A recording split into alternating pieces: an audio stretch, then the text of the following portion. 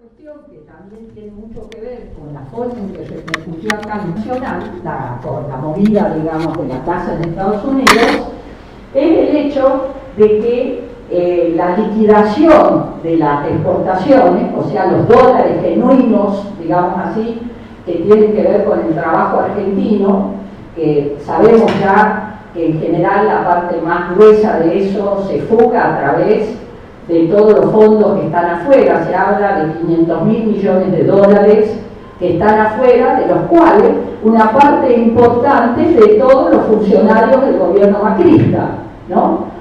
Pero les decía que esa cuestión de cuándo liquidan, podían tener 10 años o hacerlo cuando quisieran. Por lo tanto, en el momento en que se vio peligrar, digamos así, el rendimiento de estos capitales golondrinas financieros, que son los únicos que en definitiva han ganado a fondo en la Argentina, que es cuando comenzó a subirse la tasa en Estados Unidos, entonces se fueron, hicieron además una diferencia enorme entre el momento en que se fueron en dólares y volvieron ya con el dólar a 28. Bueno, no me voy a detener mucho en esto, pero es importante que nosotros sí reafirmemos que es una política en beneficio de un sector muy reducido del núcleo que domina en la Argentina, los grandes exportadores y los grandes monopolios del sector financiero. Esos son los verdaderamente beneficiados con esta política.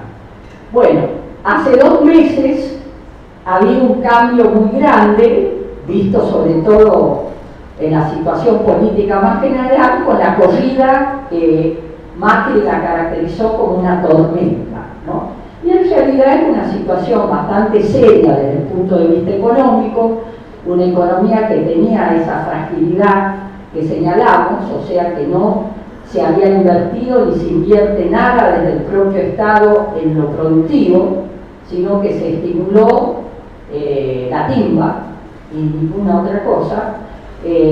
Bueno, pero esa corrida mostró los pies de barro que tenía toda esta gestión, digamos así, de gobierno, que después de ser reafirmado en octubre, o sea, en la elección de medio término, ya estaban pensando no solo en el 19, sino en el 23, ¿no?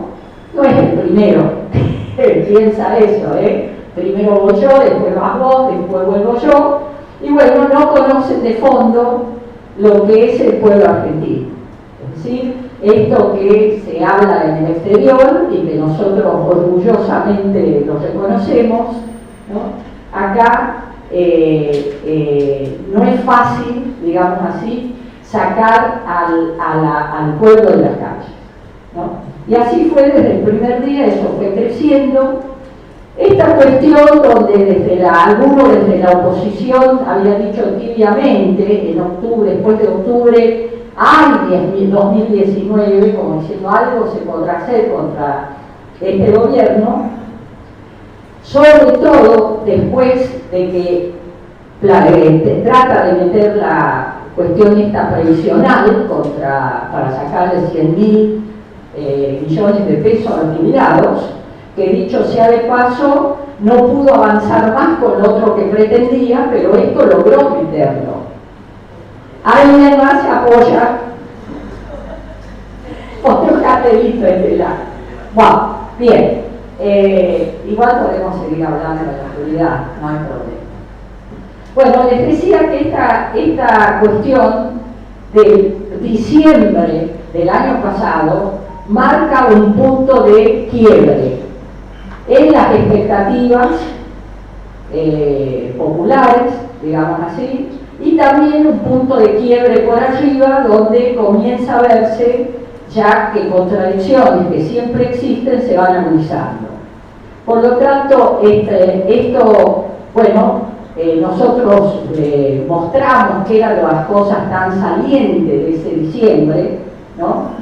Donde no solo se peleó en las calles, no solo se pudo articular eso en el Congreso volcando a un sector de la oposición para que se pusiera firme adentro y haciendo caer una de las sesiones, sino que una parte importante del movimiento obrero participó en esa pelea, ¿no? Del movimiento obrero ocupado.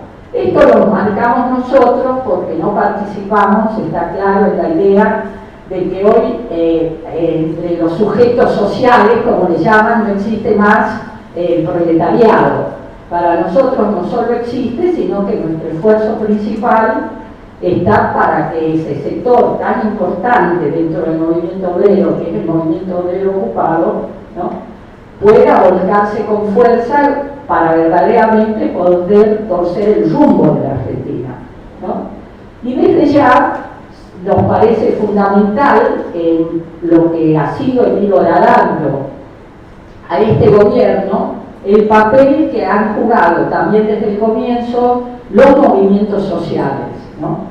El acierto de haber podido avanzar en la unidad, de lo que se da en llamar los cayetanos, donde, como siempre, es una unidad de lo diverso, si no, no sería unidad, pero lo importante es que se pudo ir uniendo, y esta es una de las claves para seguir en esa dirección, todo lo posible de ser unido para pararle la mano a Macri.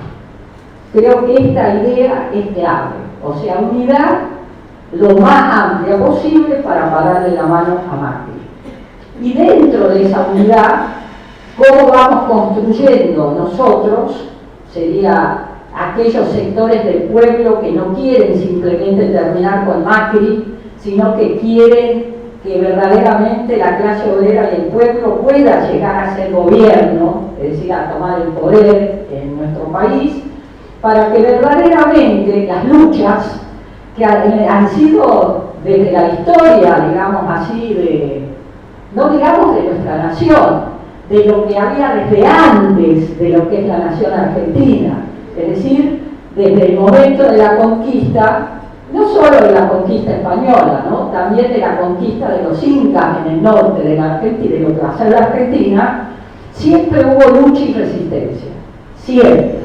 El tema de fondo es cómo esa lucha puede cuajar en algún momento en una unidad popular con un planteo que vaya a fondo en lo que se puede hacer acá, o sea, en lo que está en la cabeza de la mayoría de la gente con la que nosotros hablamos, de los compañeros que en la puerta de las fábricas reciben el periódico nuestro, y vamos a hablar después en el propio movimiento de mujeres, ¿no?, de cuál es, digamos, ¿hay alguna salida a esto?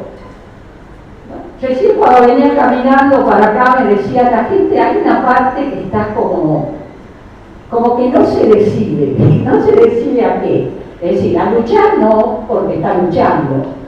El tema es que aparece, ahora como diciendo con el FMI no se juega, ya tiene una oficina en el propio Banco Central, por lo tanto va a controlar que él haga lo que tiene que hacer. Y en eso están unidos en el sentido de apretar abajo, ajustar, 300.000 millones tiene que reducirse del presupuesto del año que viene, 100.000 las provincias, 200.000 la nación, y eso ha empezado. Y como eso ha empezado, digamos así, el decreto, que es lo que decíamos al comienzo, respecto a lo de las Fuerzas Armadas, es una consecuencia necesaria para profundizar la represión, porque ellos saben, igual que nosotros, que es imposible que el ajuste que ellos quieren hacer de manera hasta el hueso pase sin que se profundice la lucha y el conflicto social.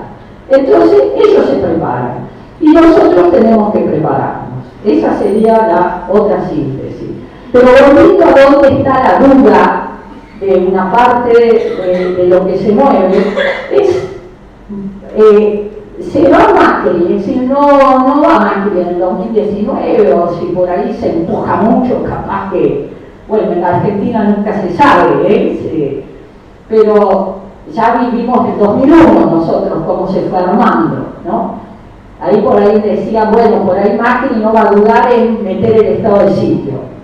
yo digo mejor que un poco, porque en el estado del sitio anterior es cuando se armó todo, mejor dicho, explotó todo lo que se venía armando. Pero el tema sería, ¿Macri para qué? Es decir, Macri no, ¿y quién? Para volver a lo de antes, para una nueva variante de lo de Macri o de los otros de antes. Bien, entonces esa es lo que hay, ese es el gran interrogante y para nosotros el gran desafío que hace de este momento político un momento excepcionalmente favorable para quienes queremos verdaderamente ver si alguna vez será la nuestra en el sentido más amplio, ¿no?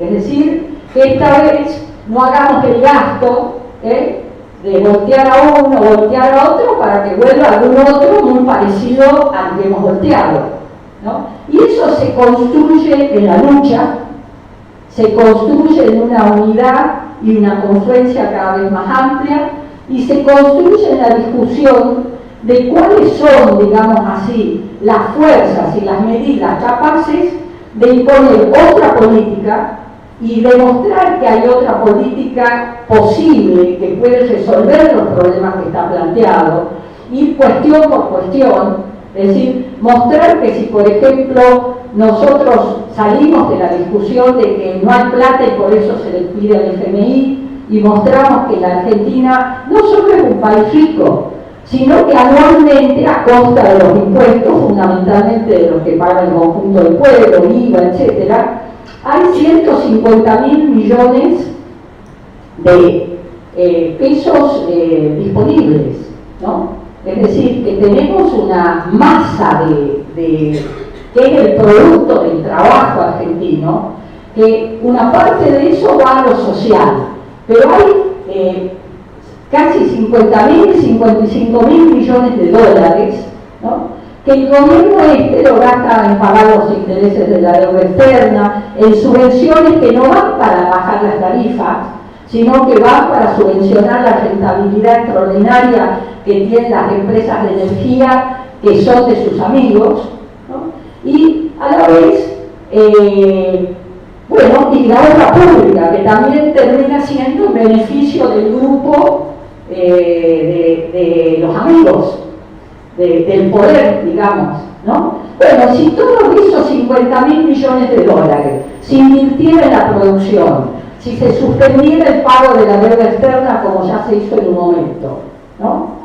Si uno piensa, por ejemplo, que con 6.000 millones de dólares se puede activar toda la red ferroviaria. Bueno, quiero decir, nosotros estamos en condiciones, digo, los que hemos analizado, ustedes acá tienen análisis muy importantes hechos alrededor de la riqueza que sangra por el Paraná, lo que podría hacer si se invirtiera en determinadas, es decir, de dónde sacar además más dinero, porque eso es lo que se saca con IVA y los impuestos principalmente a nosotros, pero si se sacara esos impuestos de quienes más tienen, ¿no?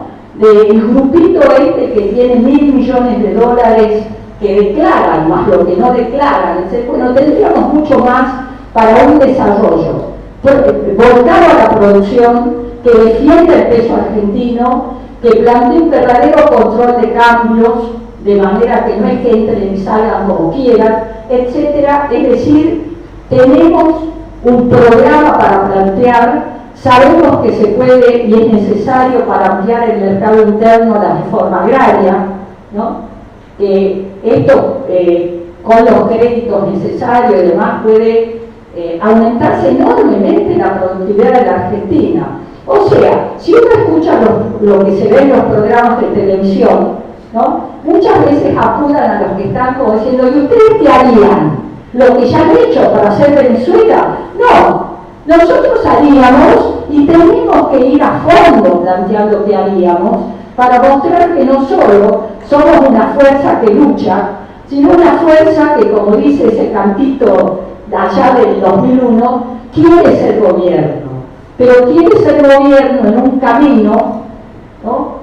Que tiene que construir entonces un reagrupamiento que no tiene la amplitud de todo lo que juntamos para pegarle a Macri, pero que dentro de eso tiene que ir construyendo un frente en lo social y en lo político. Ven ustedes, son una avanzada, tienen acá el Frente Social y Popular. Ahora nosotros estamos ahí con esto de marcha, ¿no? Que tiene muchas ventajas ese frente, porque ha podido expresar políticamente lo que venía luchando, tiene su centro en los Cayetanos, ¿no? Pero tiene el problema que los objetivos políticos más medianos no son comunes. Pero bueno, tal vez el proceso se pueda unificar, tal vez no, pero nosotros tenemos que tener en cuenta que vamos por un camino que es el que ha practicado el pueblo siempre para ganar todo lo que hemos ido ganando, que es el camino de la lucha. En ese camino de la lucha nosotros podemos lograr, digamos así, a través de una pueblada, que sería el camino que nosotros elegimos, voltear esto o lo que haya. Pero sea como sea, ya hemos aprendido que nosotros necesitamos también una expresión política de eso que está luchando, de manera tal que, como decíamos antes, nosotros podamos plantear otro gobierno, no solo otra política y otro gobierno con estas características. Bueno, yo creo que es en este contexto donde se inscribe uno de los movimientos más importantes que se ha desarrollado en el último periodo, que es el movimiento de las mujeres, la rebelión de las mujeres. Voy bien. Bien,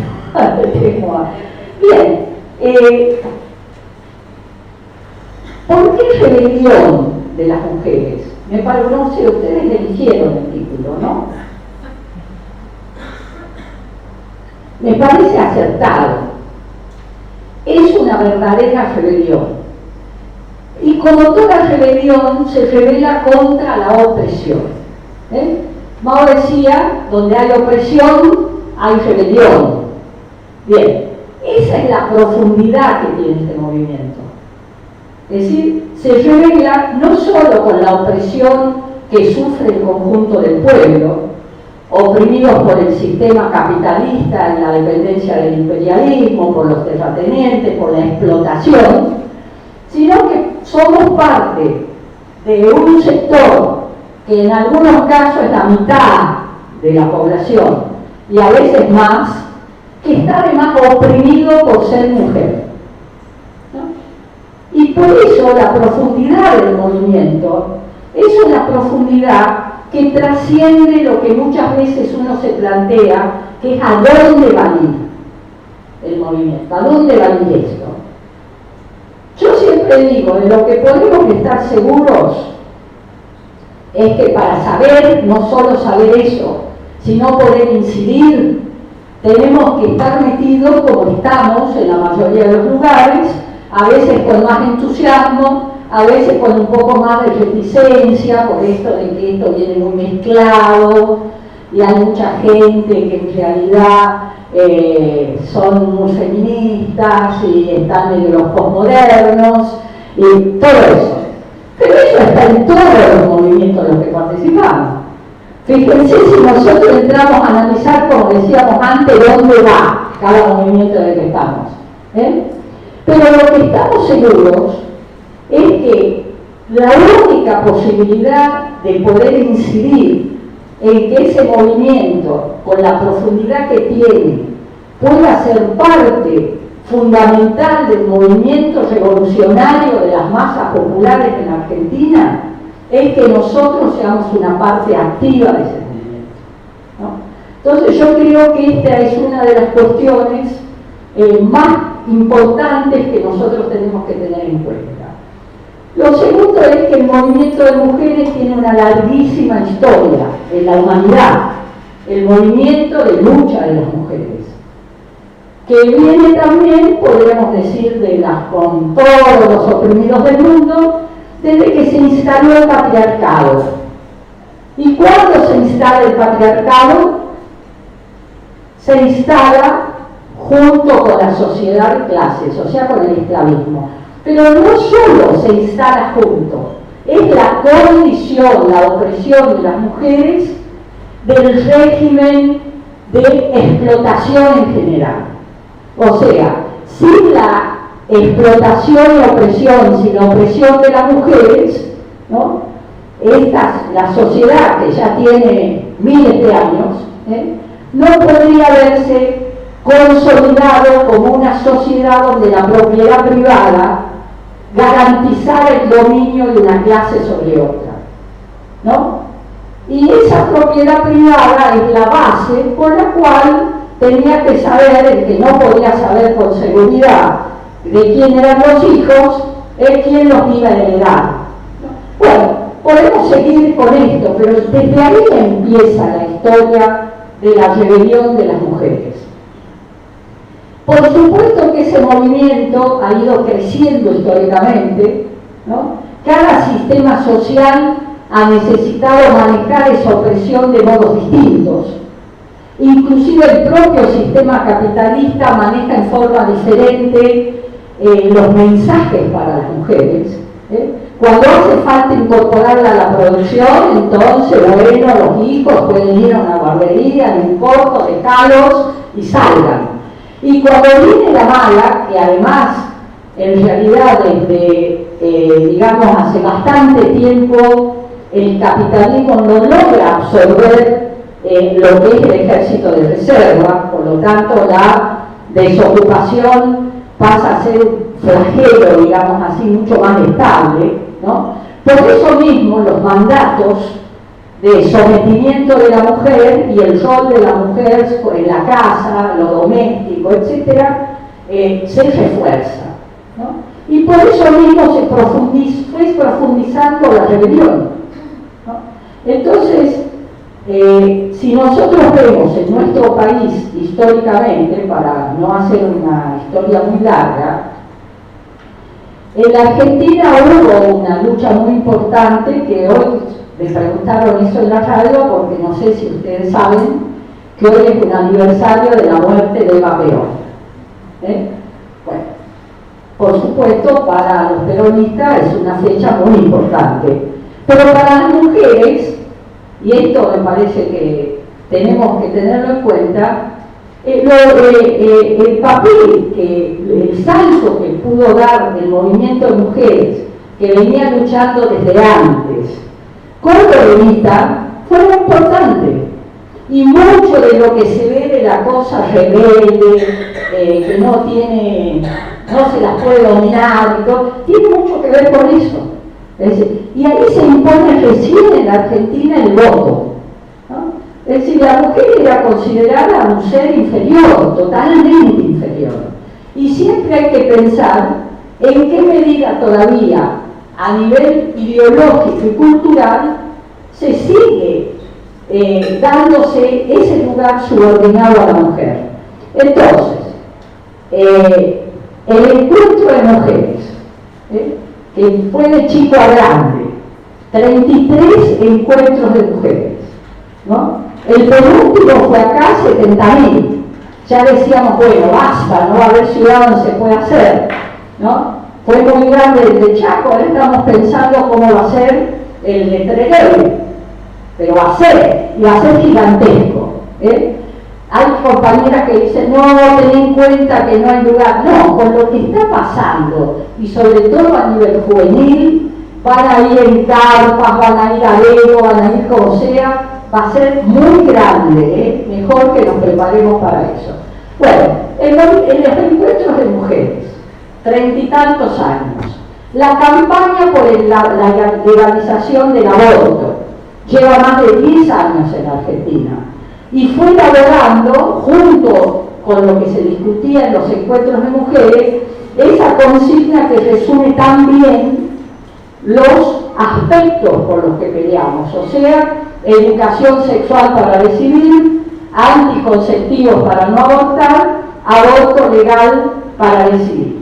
Y ahora está la batalla, digamos, por el aborto, por legalizar, pero es una batalla que se da no solo en las condiciones de luchas masivas en general de la que hablamos, sino de una explosión que se produjo en el movimiento de mujeres bajo la consigna de ni una menos en el 2015.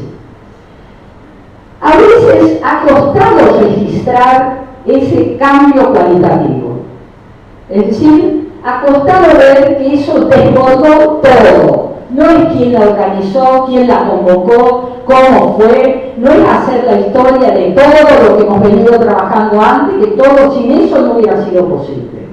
Pero el tema del fondo es que tocó algo muy profundo y estalló. Y estalló de un modo que es imparable. Entonces, alrededor de la legalización del aborto, no solo se plantea, me parece a mí, un tema muy importante de los derechos de la mujer, que desde ya es un tema de salud, porque mueren las que mueren, todo lo que venimos planteando no es una cosa propagandística, es tremendo. No solo es un tema de clase, como decimos, porque es un tema de que las más afectadas por esta cuestión de la clandestinidad en la que se hace el aborto, ¿no?, son las más pobres, las que no pueden, no solo no pueden pagar, no tienen a quién recurrir, no tienen un amigo que aunque consigan la plata, etcétera, etcétera. Lo conocemos muy bien las mujeres, aún las que están en contra de la legalización lo conocen muy bien. Y desde ya toca cosas muy profundas. Lo más profundo a su vez que toca es esto tercero, o sea que está planteando el derecho de las mujeres a disponer libremente de sí mismas. Y en la Argentina y en el mundo, no del todo, pero se supone que nadie aceptaría la esclavitud, después se ejerce, ¿no? Pero es un derecho que tendría que estar, digamos así, entre los derechos que no se tienen que fundamentar, ¿no? Bien, pero resulta que es a su vez dentro de los elementos de cómo se logra, digamos así, que inclusive con acuerdo todavía de una masa importante de mujeres, una cosa así nos presione tanto, ¿no? Está claro que no estamos haciendo la banalización de el tener que abortar, no, estamos hablando de una cosa real que existe, pero también estamos hablando de que es un derecho de elegir la maternidad. Y eso es lo más saludable que puede pasar para nuestros hijos. Que la maternidad y la paternidad sea algo elegido. Y aquí toca un tema muy importante, que es el problema de los varones. ¿Qué tienen que ver los varones con esto? Es decir, podríamos decir, bueno, si uno toma la cuestión del patriarcado, están en un lugar de privilegio. Pero al mismo tiempo, la propia situación objetiva, la lucha social y la cuestión, digamos así, también del avance de los nuevos valores que se está dando a la masculinidad, ¿no?, ha hecho que hay una masa importante de varones que se ha sumado en esta batalla. Y así como se dice que la revolución no puede triunfar sin la participación de la mayoría de las mujeres, tampoco esta batalla se puede ganar si nosotros no ganamos a nuestros compañeros para la comprensión de que es la batalla que está librando un sector oprimido y que si son además parte del pueblo, y más si son revolucionarios, no pueden mirar para el costado como algo que no les incumbe, no solo porque es parte del problema, o sea, les incumbe, pero por otro lado porque muchas veces nosotras mismas nos dirigimos solo a las mujeres, ¿no? Y lo maravilloso de esta rebelión es que se ha sumado una oleada juvenil de mujeres y varones.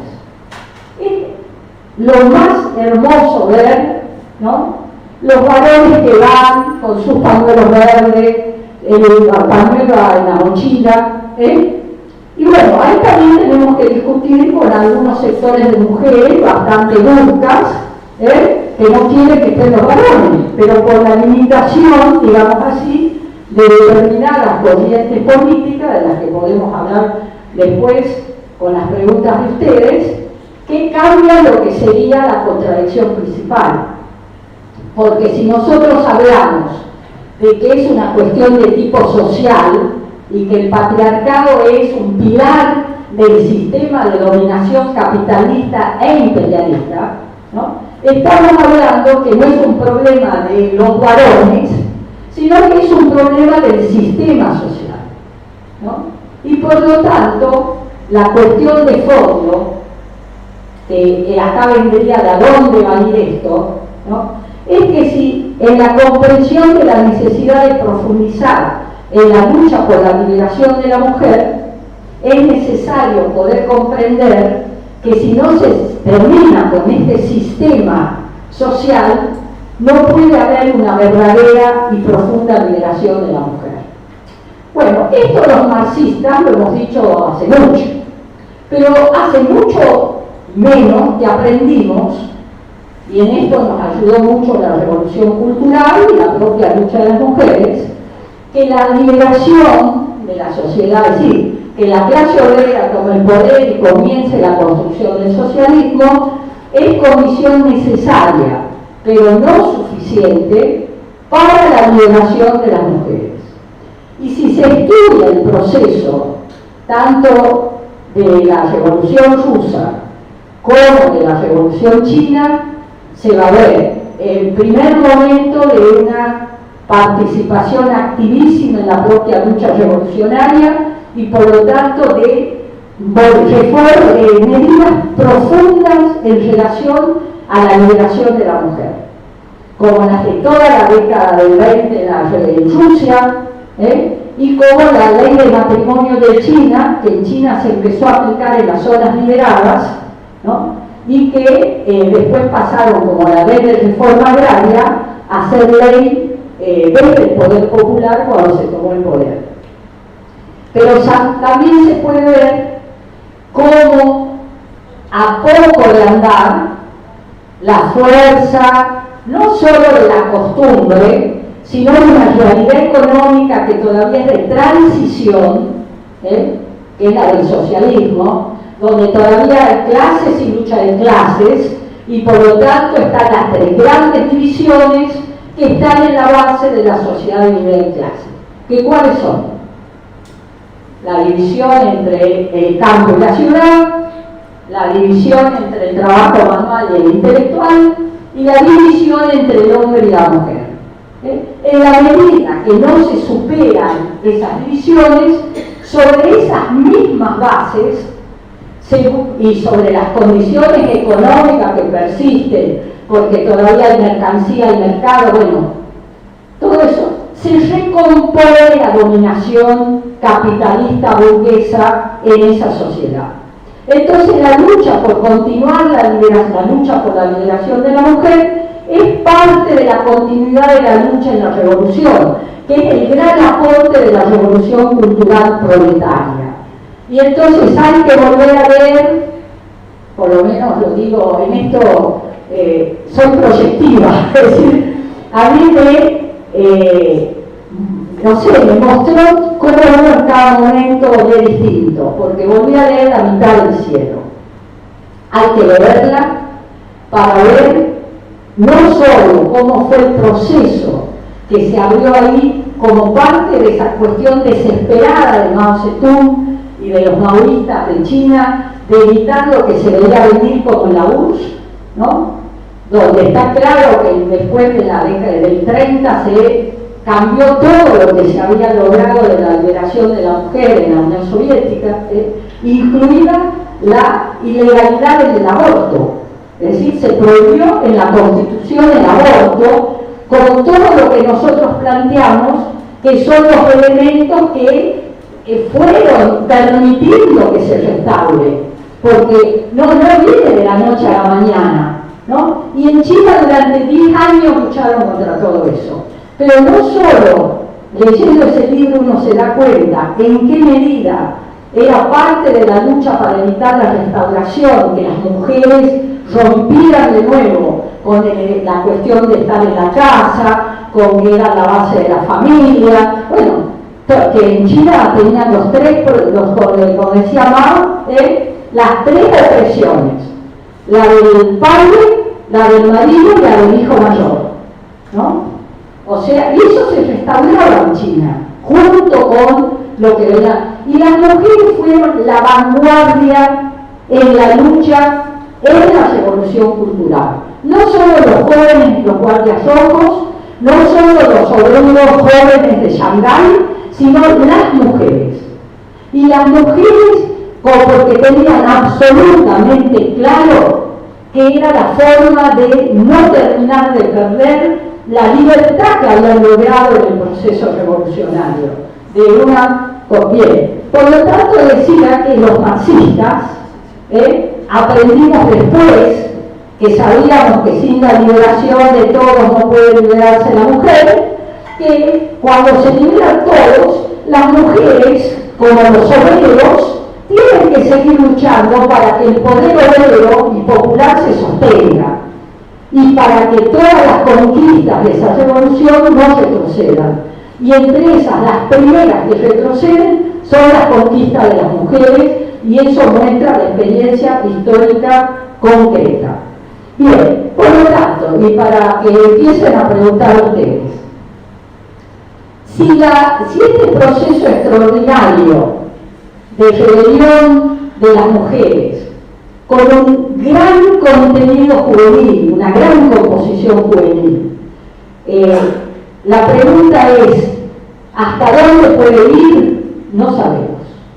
Yo creo que deberíamos preguntarnos hacia dónde querríamos nosotros que vaya, ¿no?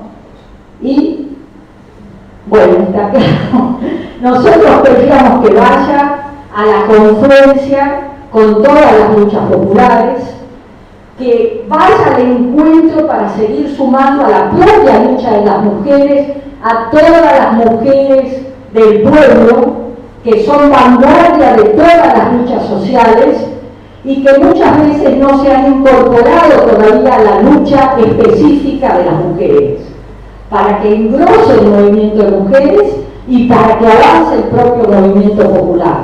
Y de esa unidad es lo que puede salir en la Argentina, algo que vaya mucho más allá de lo que fue el argentinazo, ¿no? O sea, que pueda ir verdaderamente a avanzar en un gobierno verdaderamente popular, obrero, ¿no? Y que inicie las transformaciones de fondo por las que venimos luchando. Quiero decir finalmente lo siguiente. Hay que prestar atención a lo juvenil del movimiento, porque me parece que hemos estado esperando mucho tiempo. ¿Cómo era que los estudiantes no salían como en nuestra época? Y no salen. ¿Y cómo era que, no sé, los obreros no salían con el cordobazo? Bien, ¿por qué no pensamos eso que se ha dicho también tantas veces, que cada generación por ahí busca el camino en el que expresa su rebeldía y su bronca con este sistema en el cual no tienen futuro, no tienen proyecto posible, y ven a su familia a veces ya 2 generaciones que no tienen para comer, que no consiguen trabajo? ¿Sí? ¿Por qué no pensar, no digo que sea así, simplemente que podamos pensar que este camino de rebelión es la forma en que una nueva generación ha encontrado no solo la forma de empalmar con todas las generaciones de mujeres que venimos luchando, sino la forma de investir contra este sistema, porque además en la práctica lo hacen. Es decir, la rebelión de las mujeres actual, tengan conciencia o no de eso quienes lo protagonizan, golpea pilares fundamentales de este sistema. Y eso más allá de quien lo dirija, de quien metió la discusión, etc. Entonces, golpear los pilares no es tirar abajo el edificio, pero es un paso muy importante. Nada más.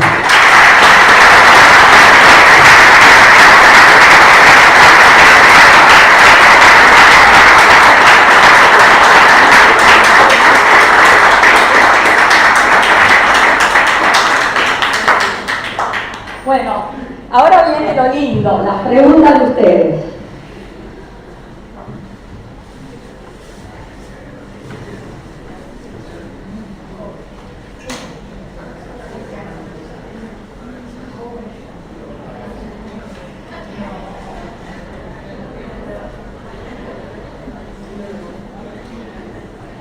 Bueno,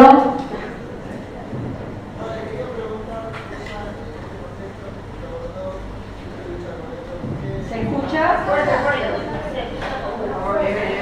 Pasa adelante. Pasa adelante, chicos.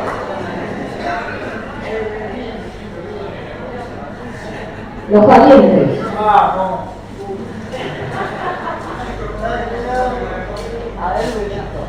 No, le quería preguntar, en el marco de lo que usted abordó, el movimiento de mujeres, de la lucha del auge, la rebelión que está abordando, a usted como psicóloga social, como investigadora también, ¿qué opinión le merece en este auge que hay de discusión las corrientes posmodernas que hoy vuelven a aparecer, algunas tesis que si se quiere aparecen, que algunas son de 20 años atrás o de que vinieron con el auge, ¿no? Con la caída de la Unión Soviética, además, las tesis que plantean la teoría como la deconstrucción o, bueno, digamos, esas corrientes posmodernas que hoy vuelven a aparecer, ¿qué opinión le merece? ¿Cómo se expresa en el movimiento de mujeres? Es decir, tiene expresión, ¿no?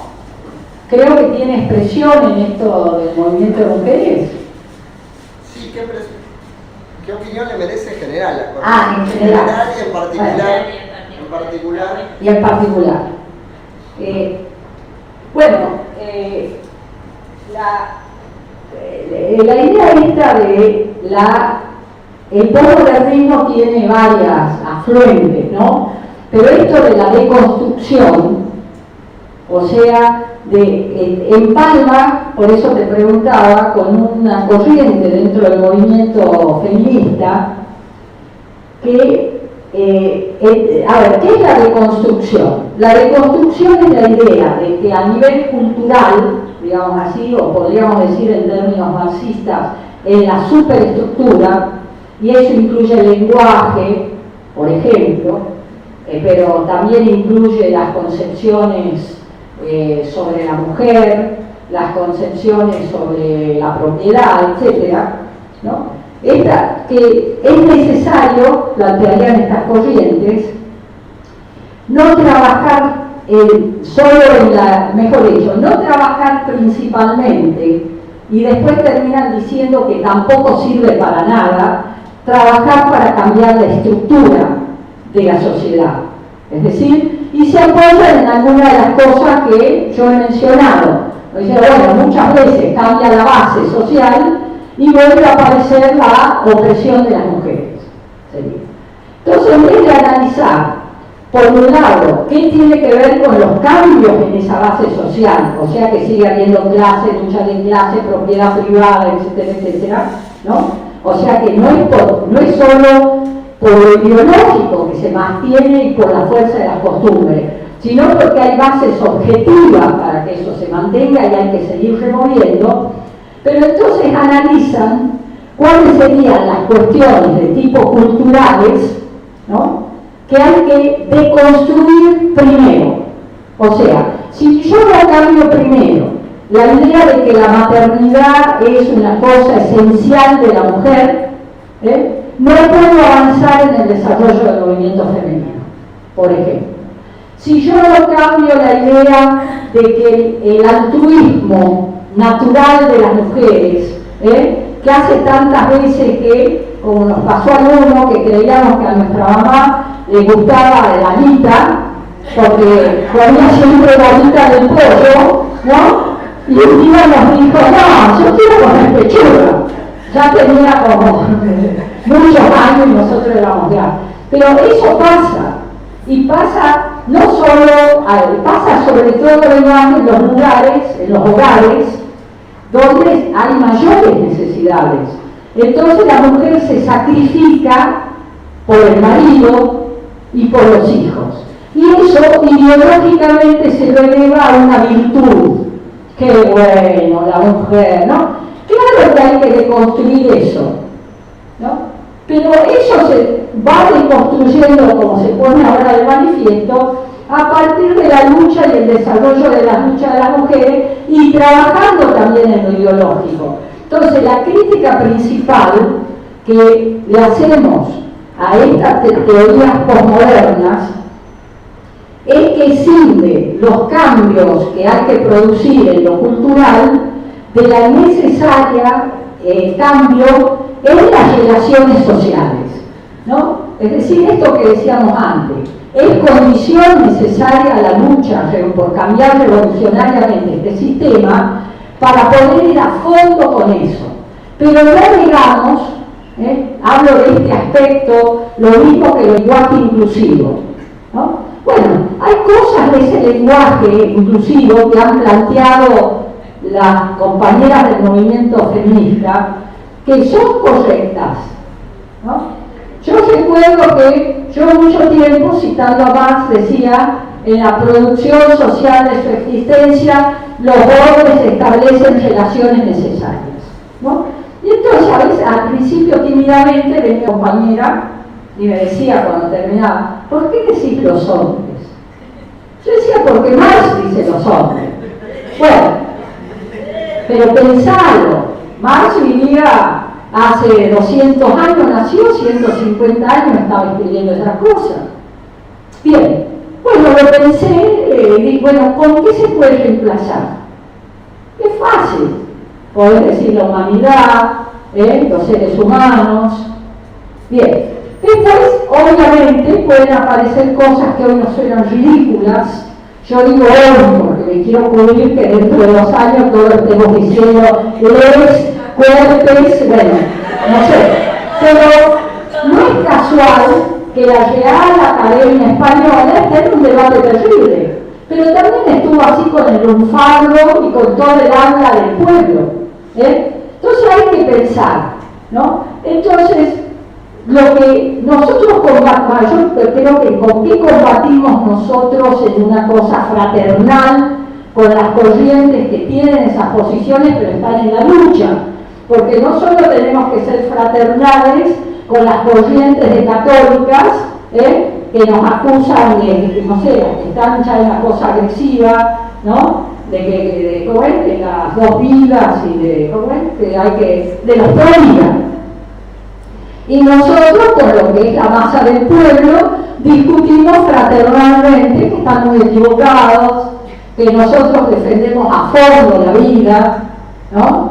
Y discutimos abiertamente con las concepciones retrógradas que tiene la Iglesia, así como defendemos por qué confluimos con las corrientes de la Iglesia que están en la lucha social, y por qué levantamos las cosas que dice el Papa Francisco contra las cosas más aberrantes del sistema capitalista, pero a la vez discutimos que hay que cambiar el sistema. Sí, el debate en el seno, digamos así, del pueblo tiene que ver con la forma, el modo en que discutimos, pero no con no discutir. Entonces digo que fraternalmente con las compañeras que ponen el centro en cuestiones que no son por ahí las que nosotros nos parecen más importantes y con mucho cuidado, tenemos que prestar atención, pero sí discutir a fondo la concepción, que sería una concepción reformista, ¿no? De que se puede ir a fondo en resolver los problemas de opresión de la mujer, incluido que sean siempre los y no los y las, y que, ¿por qué? Porque claro que tiene un contenido patriarcal, que en el idioma español el masculino incluye a todos y no el femenino, o no tiene, o es tan casual. Creo que seríamos no marxistas si no pensáramos que no es casual. Ahora, ¿cómo lo cambiamos? No sé, pero sí prestarle atención y discutir que para ir a fondo con eso hay que cambiar el sistema capitalista y la dependencia de nuestro país al imperialismo, y que por eso invitamos a todos a que golpeemos juntos en ese pilar tan poderoso que es el patriarcado, pero que vamos por más, ¿sí? Vamos por terminar con la sociedad de clase. Y no puedo dejar de decir que ahora que Cuba han sacado de la Constitución que marcha el comunismo, ¿no? Nosotros, porque ahora ellos se quedan ya en el socialismo del siglo XXI. O sea, si nosotros cristalizamos entonces en esa sociedad, estamos cristalizando en una sociedad de clases. Como diría Mao, solo un poquito mejor que la capitalista en plena revolución cultural, lo dijo Mao. No seamos tan arrogantes, dijo Mao. Todavía nuestro sistema es apenas diferente al sistema capitalista. Lo dijo llamando a las masas a ir por masa, garantizar un curso que no quisiera volver para atrás, como volvió y es hoy uno de las grandes potencias imperialistas, en cuya expansión tiene la virulencia que tiene, que aunque Trump sea un loco, es un loco cuerdo, en el sentido de que el centro de seguridad comercial la hace con la potencia que le va a disputar y le está disputando el control del mundo, ¿no? Y eso era el país donde la clase obrera y las mujeres se habían liberado. Por lo tanto, nosotros primero tenemos que liberarnos, pero mientras luchamos por liberarnos, apoyamos a fondo todos los procesos y movimientos que impliquen luchar contra las lacras que hay hoy en la sociedad capitalista. Entonces, no vamos a esperar a luchar por la liberación de la mujer que se libere toda la sociedad. Pero tampoco vamos a creer que nos podemos liberar sin que se libere toda la sociedad. Para eso, la clase obrera tiene que estar a la cabeza de ese proceso. No hay otro sujeto social que la pueda reemplazar, porque es la única que va al corazón en el que se sostiene este sistema de explotación, que es en la producción y en la pluralidad, ¿no? Entonces, eso tenemos que discutir fraternalmente, y discutiendo fraternalmente tenemos que ganar millones de jóvenes para que se sumen a la lucha revolucionaria a partir de esta gran motivación y bronca que tienen de no seguir soportando la opresión que sufrimos por ser mujeres.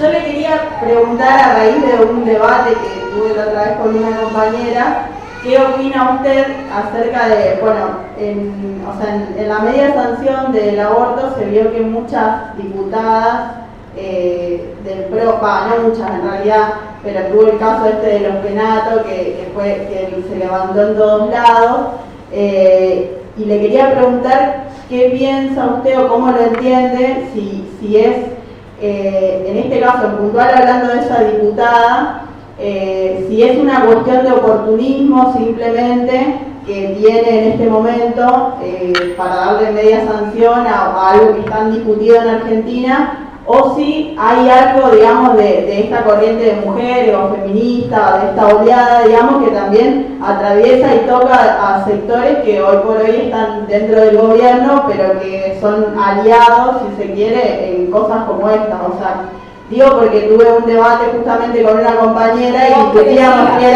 si era, bueno, se hizo feminista o es una cuestión pura y netamente de oportunismo. Y en realidad el feminismo, las mujeres no le importan. Y bueno, no nos poníamos de acuerdo en eso, por eso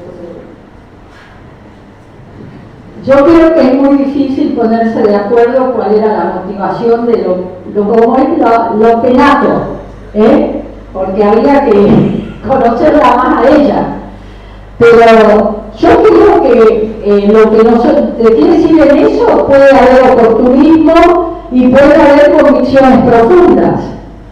Porque por lo mismo que es una cuestión de tipo transversal, ha recorrido el tema concreto de la legalización del aborto, no solo posiciones diferentes en todas las fuerzas políticas y sociales y todos los sectores de clase, y nosotros nos incluimos, no estamos fuera de eso, sino que a la vez, digamos así, también puede ser una cosa de tipo de querer aprovecharlo, pero lo que está claro para mí es que nosotros usamos en esto la idea de golpear juntos. A nosotros nos vino muy bien lo que hizo, y si lo de ella ayudó a dar vuelta algún voto, buenísimo, ¿no? Entonces, es como decía antes, nosotros contra, es decir, para conseguir los objetivos políticos y reivindicativos más profundos que tenemos, golpeamos juntos, muchas veces con sectores que son parte del enemigo. O no lo hicimos así en la 125, o todos los que estaban eran amigos. Y nos pusimos a pensar si era por oportunismo o porque, no, bueno, era. Yo creo, nosotros tenemos en la experiencia política de nuestro pueblo muchos momentos que por un lado hay cosas como esta que son transversales. La guerra de Malvinas fue también transversal, es decir, fue una cuestión de tipo nacional. Y esta es una cuestión de género. O sea que puede y abarca las distintas clases sociales. No es lo mismo para una que para otra, pero no podríamos entender entonces lo que estamos viendo todos los días, que nosotros tenemos que convencer a compañeras de nuestras propias filas. Hablo no solo de la CCC, por ahí cubierto con la idea de que si no será una manganeta de Macri. Bueno, yo creo que Macri me río así, me río porque le salió el tiro por la culata, ¿no? Pero ¿por qué? Porque subestimó lo que iba a desbordar. Es decir, desbordó de modo tal, ¿no? Que salga lo que salga, va a ser contra Macri, ¿no? Digamos, si ganamos, va a perder con toda una corriente. Y si no sale, esto es muy importante que pensemos, que puede no salir, porque viene muy peleado lo del Senado, nosotros ya tenemos que estar preparando, ¿no?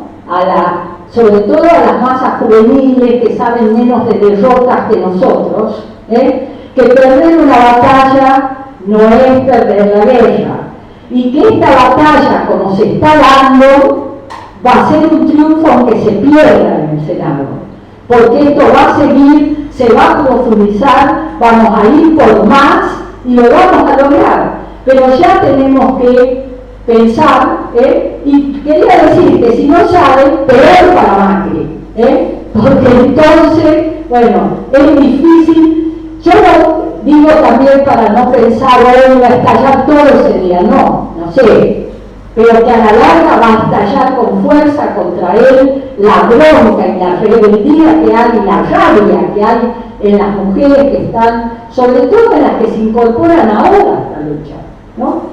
Porque nosotros, no es el desmedro de las que luchan hace años, que levantamos los juveniles, es porque estamos contentísimas, y no es nuevo. Hace varios encuentros que venimos diciendo, la mayoría de los que van a los encuentros son jóvenes, son las más chicas.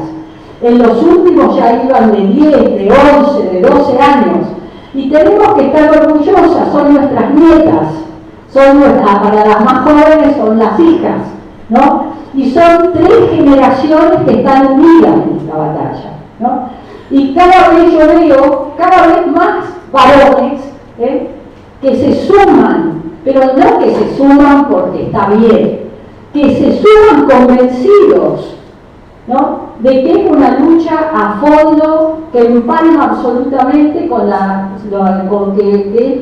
problemas más profundos que tienen los hombres y las mujeres en esta sociedad. Así que, no sé, la pregunta ya me olvidé. Bueno, no, pero me parece que esa discusión muestra que no se entiende el fenómeno, te digo verdaderamente. No se entiende lo que es golpear juntos, porque detrás seguramente está la idea de que no lo va a usar Macri. Bueno, miren, nosotros tenemos un antecedente en toda la cuestión de la violencia, ¿no? Que recoge todos los sectores sociales, pero sobre todo lo más de abajo, etcétera, etcétera, ¿no? Y cada vez que hemos tomado temas de género que son transversales, aparece siempre la discusión que no es lo mismo, ahora está de moda decir, y pues no es lo mismo la Lagarde que Norma. Bueno, no, por supuesto, que va a ser lo mismo la Lagarde, antes era la Thatcher. ¿Qué quieren decir con eso? ¿Que no es un tema de género de las mujeres? ¿Que no hay una opresión de las mujeres por mujeres? Bueno, no. Siempre ha habido. También hay obreros que se transforman en traidores de su propia clase, ¿no? Y no por eso no cambia el carácter de clase de determinadas cosas. Bueno, acá la compañera que Yo una pregunta, Norma. Mi pregunta va referida a esto, en relación a la rebelión de las mujeres. No ha sido solamente en Argentina, sino que ha sido un fenómeno internacional.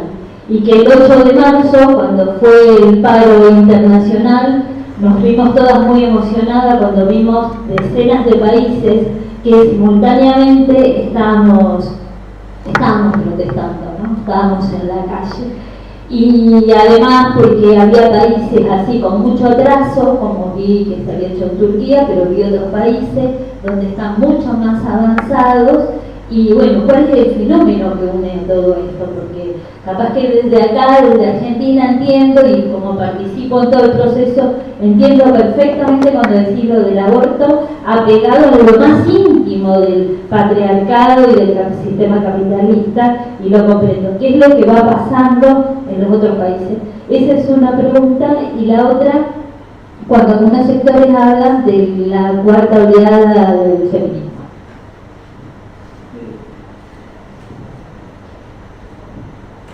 Yo creo que es un fenómeno mundial, es evidente, y yo creo que porque recoge problemas comunes, ¿no? Yo ya no daba el tiempo, pero me parece que merece la atención la situación internacional. Hablé de paso de la guerra comercial que se intensifica, pero los factores que decimos de guerra crecen en el mundo, ¿no? Y junto con eso crece la situación, digamos así, de los sectores más explotados de desesperación. Si uno ve la cuestión de los que son arrojados de sus países, el tema de los inmigrantes, de los que mueren, donde el Mediterráneo se ha transformado en la gran tumba, ¿no? Hoy de los sectores que las víctimas, son las víctimas del sistema imperialista y del sistema capitalista. Y entre eso están las mujeres. Y a la vez yo creo que en los países, digamos, hay también un efecto, digamos, contagio, si se quiere. En Chile, conozco por forma directa que toman como referencia lo de las mujeres de la Argentina, ¿no? Y han comenzado a hacer cosas en una sociedad muy machista, ¿no? Donde se rebelaron primero contra un chiste que hizo el presidente actual, no sé si lo conocen. Dijo en el discurso, creo que de cierre de campaña: bueno, hagamos una cosa, que las mujeres se tiren, se acuesten en el suelo y los hombres se tiren todos encima.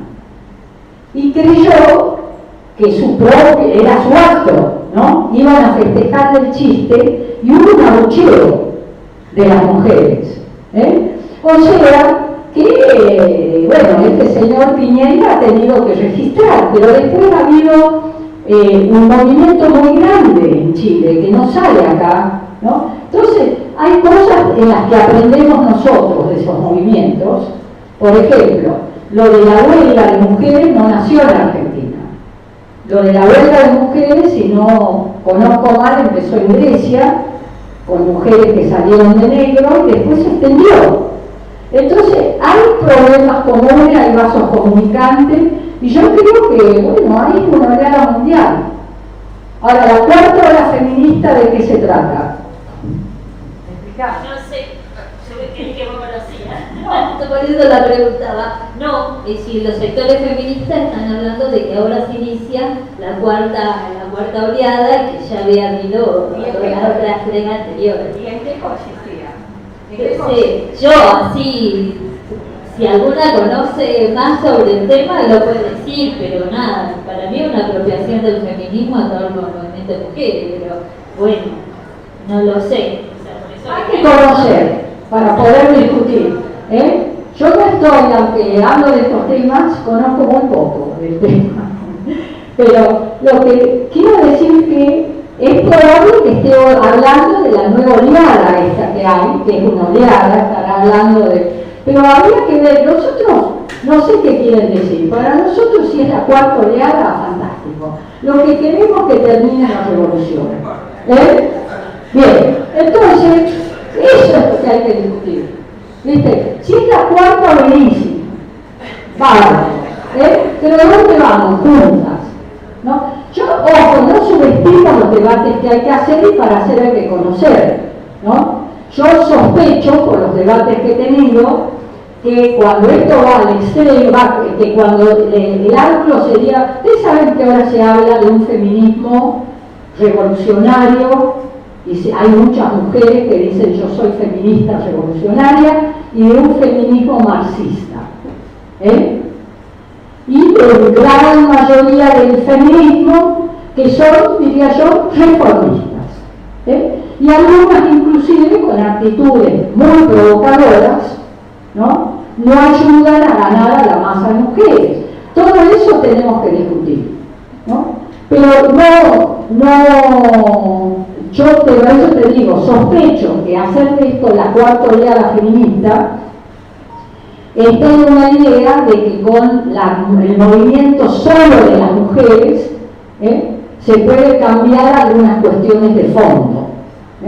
Y entonces nosotros tenemos, sin negar todo lo que puede cambiar el desarrollo y la profundidad del movimiento de mujeres y que viene cambiando, porque si estamos diciendo que hay cosas que están avanzando y golpean las simientes del sistema, y lo hacen muchas desde el feminismo, no lo hacen desde la comprensión de que hay que terminar con este sistema, ¿no?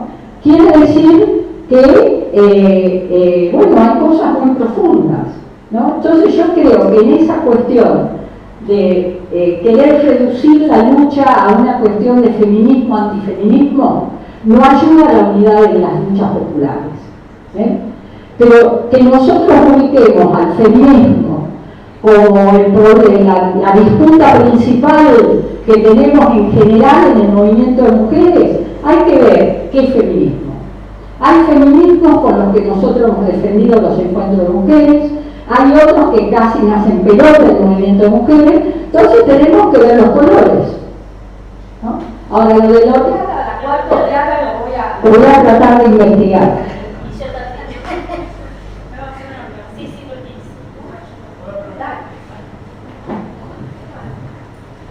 No, yo quería preguntar con respecto a lo que hablaste vos, ¿cómo discutís, digamos, con la parte masiva del colectivo de mujeres y de LGBTIQ, que cuando hay un pedido o un pensamiento de parte de esos colectivos de que los hombres no se sumen, por ejemplo, a usar pañuelo verde o en las movilizaciones, por una cosa concreta, que es que lo normal, culturalmente hablando, del hombre que se hace llamar feminista, que se hace en los años anteriores, eran en su mayoría los que trataban de hacerse los más progres con los derechos de la mujer, en general todo lo contrario.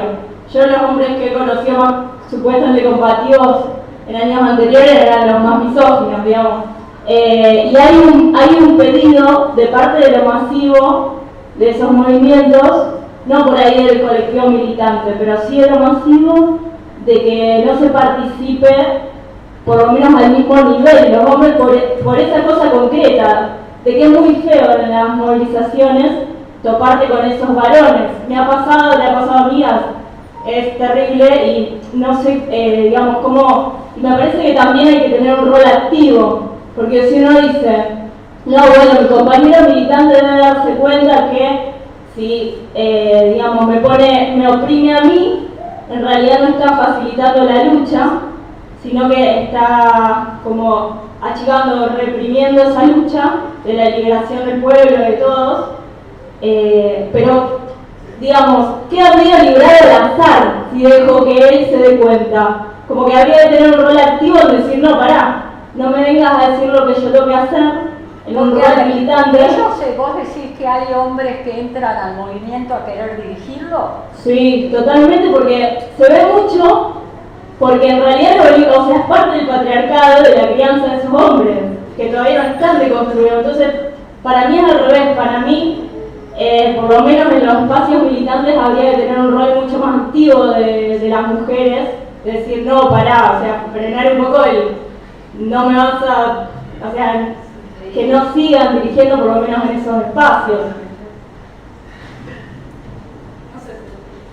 Sí, yo creo que eso hay que discutirlo en todos los espacios, porque llama mucho la atención que en espacios donde la mayoría son mujeres, por ejemplo en lo sindical, dirigen los hombres, ¿no? Entonces las mujeres es importante que se levanten en todos los espacios y que digan pará, como decís vos. No tenés por qué dirigir. Bueno, si él es más capaz, tampoco digo que no nos pueda dirigir un hombre, pero quiero decir que... Es un poco claro que sea más capaz de dirigir a las mujeres. Bueno, está claro que si un hombre viene a querer dirigir, además de que es medio suicida, me parece, ¿no? Pero como tienen mucha omnipotencia masculina, capaz que creen que pueden hacerlo. Yo creo que hay que pararlos, evidentemente. Pero yo creo, digamos, primero hay que ver, ser democráticas en el movimiento de mujeres. Y entonces, si la mayoría considera que es negativo que se sumen los compañeros en la movilización, bueno, hay que respetar. En segundo lugar, te diría, hay muchas veces que lo que se discute es qué lugar tienen y qué lugar ocupan en la movilización, qué hacen, cómo van. Yo he visto mucho eso en los colegios secundarios, ¿no? En los colegios secundarios se está dando un fenómeno donde las chicas no le dicen a los varones que no se sumen, sino que discuten y primero sumate, ayudaron, mire, hasta, no sé si acá en Buenos Aires se ocuparon de escuelas secundarias y necesitaron de los varones para ocupar la escuela secundaria. Entonces la propia lucha se va comprendiendo eso, ¿no? Entonces hay que ver, nosotros sí hemos discutido, por ejemplo, que no vamos a ir a los encuentros que son de mujeres, entre varones, porque son de mujeres, y defender un espacio que hemos construido y que sabemos que es necesario para que las mujeres puedan hablar de otra cosa me parece a mí que es la calle, te digo, la otra cosa he visto pero no sé, me parece que ahí hay que ver qué opina la mayoría. Lo que sí tenemos que ser activas, es en la discusión con los compañeros, no solo en el parar, tenemos que discutirlo de fondo, ¿no? Como nosotros, es una cuestión ideológica profunda que tenemos que discutir. Y tenemos que discutir en nuestras organizaciones, no solo en los encuentros de mujeres y demás, es decir, bueno, o estamos fuera de la sociedad. Y tenemos que discutir en qué medida las mujeres transmitimos la ideología machista y la ideología de las clases dominantes, y el papel de la familia, y el lugar que tiene la mujer en la familia para transmitir y sostener los valores que son los de las clases dominantes y que empiezan desde chiquito. Vos lavás, vos no lavás, quién hace el café, quién tiene bueno, en eso yo digo que tenemos el orgullo que nuestras hijas han educado distinto a los hijos. En general, no digo, habrá excepciones, pero yo he notado un cambio muy grande entre, por ejemplo, mi sobrina, lo como es cuando tiene un varón y una mujer, que como era mi mamá. Y la mamá de mi sobrina no era como mi mamá, ¿no? Y por eso demuestra que es una cuestión además social. Es decir, la sociedad ha ido cambiando en eso. Entonces los jóvenes pueden ser también diferentes a aquellos otros. Ahora a la vez está claro que el tema de la violencia demuestra que, y lo mismo el acoso sexual, no es un problema de sexo, no es un problema, digamos así, bueno, los freudianos dirían de la libido, no, o sea, no es un problema de impulso, no, es un problema de poder, es un problema de poder, y ese poder se le enseña desde arriba abajo, porque es también la garantía de sostener el poder de las clases dominantes, manteniendo sometida a la familia, a la mujer y a los hijos. Pero eso ha cambiado bastante. Es decir, yo creo que nosotros tenemos que ver, ¿no? Uno lee libros de las feministas de la década del 80, ¿no? Y se da cuenta, porque están hablando además no de la masa, sino de sectores avanzados, que ha cambiado mucho y para mejor las cosas. Es decir, muchos de los varones han descubierto todo lo que ganan, por ejemplo, con otra relación con los hijos. No solo pierden, ¿no? Y en qué medida se les impedía a ellos disfrutar de eso tan hermoso que es tener un bebé, ¿no? Bueno, desde ya que eran más los privilegios que tenían, pero bueno, veamos los dos aspectos y confiemos que también se está produciendo un cambio profundo en los varones, porque no puede haber semejante rebelión y revolución social de las mujeres que no conmueva a lo masculino, y lo conmueve de manera distinta. La mayoría me parece que lo vuelca positivamente, o será mi actitud positiva y optimista, pero también hay la reacción mucho de la cuestión de la forma sangrienta de los femicidios, tiene que ver con la impotencia de una parte de esos varones que no aceptan que se metan con lo que es suyo, y lo más suyo de lo suyo le han enseñado es su mujer, ¿no?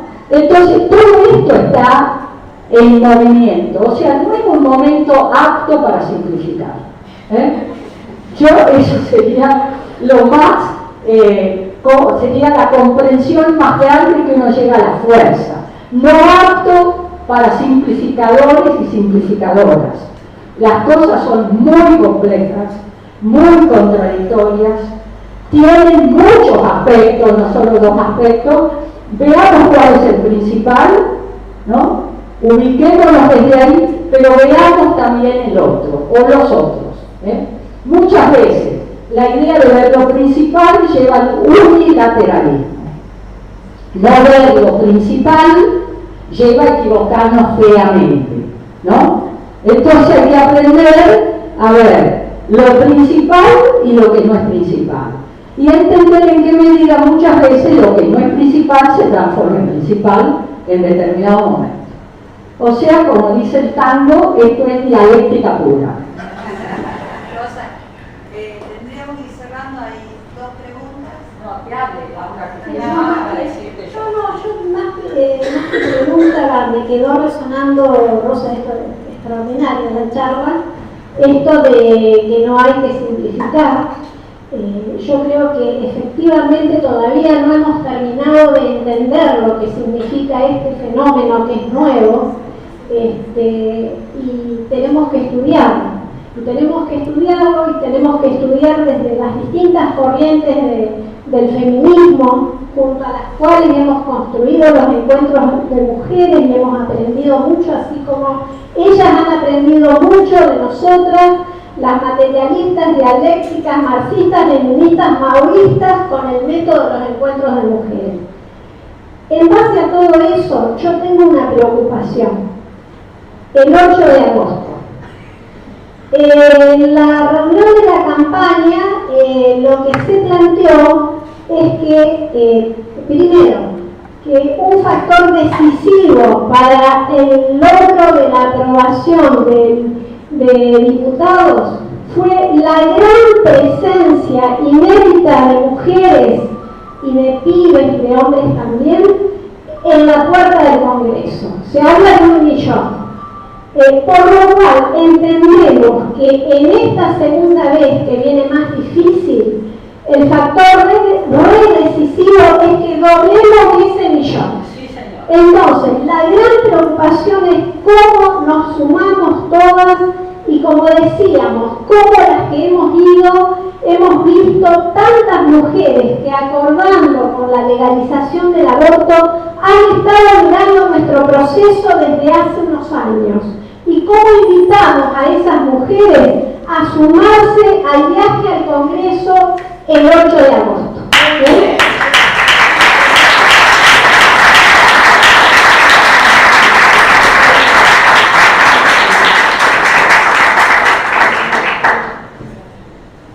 Bueno, yo escuché lo que decía la compañera respecto al cuarto movimiento, y lo que a mí me parece, quisiera compartir lo que yo leí, lo que conozco. Hay un teórico de la década del 90, Adam Toffler, que hablaba que la primera oleada fue la revolución industrial, después de la segunda oleada tecnológica, la tercera la informática. Supongo yo que debe ser la cuarta oleada del mismo, debe ser referido a eso. Supongo, o sea, hay que investigar. Y yo también tengo dudas. No recuerdo ahora cómo llamaban cuando hacían mención a los trabajos que hacían las mujeres con diferencia a los varones, el tema del cuidado de enfermos, amas de casa y el tema de los bebés infantes. Yo la duda que tengo, por ejemplo, es que si en esta sociedad yo tengo una hija de 13 años, me cuida una señora, ¿cómo hacemos para que, por ejemplo, un hombre vaya a trabajar cuando no estén los padres? Eso sería una duda. Y la otra con respecto al tema, cuando te dicen las consignas de que las mujeres tienen que ganar lo mismo que los hombres. Tengo entendido que por lo menos en la parte sindical no hay una escala salarial de hombres y una escala salarial de mujer. Yo entiendo, y la duda que tengo es que si no, por ahí no hay un pasaje en esa consigna.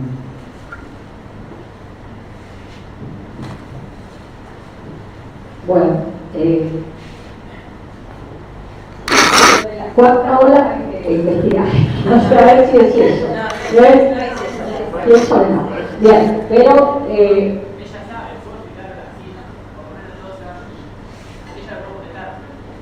bueno, que lo haga ahora. Si no, no vamos al concepto, porque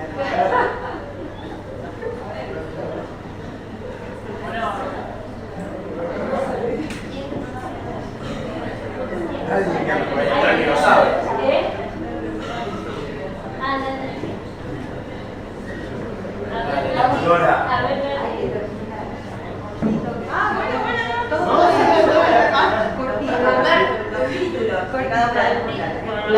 Las oleadas del feminismo son 3. Hay debate de cuál es la primera entre las diferentes corrientes. Algunas de las corrientes sitúan la primera oleada en el siglo XVIII con Mary Wollstonecraft, que fue la que escribió Los derechos de la mujer y la ciudadana, después de la Revolución Francesa, cuando se redactan los derechos del hombre y del ciudadano.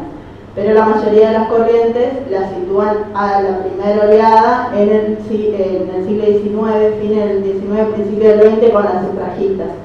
La segunda oleada es en la década del 60, cuando se empiezan todos estos movimientos que en la mayoría de los lugares empiezan a conseguir el derecho al divorcio. Y la tercera oleada es en los 80, cuando se empieza a dar toda esta corriente que empiezan a discutir la liberación sexual y todo. Y ahora se dice la tercera. La 60 tiene que ver con los anticonceptivos. Con la píldora. Claro. Y bueno, y ahora se discute si estamos en la cuarta o no. De lo que plantea el compañero, bueno, yo no quería terminar con lo de Laura, que me parece que es lo principal, como que hacemos el 8. Pero lo de igual salario, por igual trabajo, es importante que se clarifique, porque objetivamente las mujeres ganan siempre menos. aunque no figure en el sentido de convenio, pero lo hacen de manera tal que la escala en la que están siempre, en la categoría en la que están, ¿no? Sí, el tema es la pregunta que hace en general el movimiento de mujeres trabajadoras, es por qué las mujeres tienen siempre categorías inferiores a los hombres. Y ahí hay un estudio muy importante hecho, no solo sino de la Organización Internacional del Trabajo, que muestra las dos cosas, que a veces hay una igualdad formal y una desigualdad real, ¿no? Porque no estaría permitido que se discrimine por sexo, pero se busca el modo de hacerlo. Bueno, pido un aplauso grande para Rafa.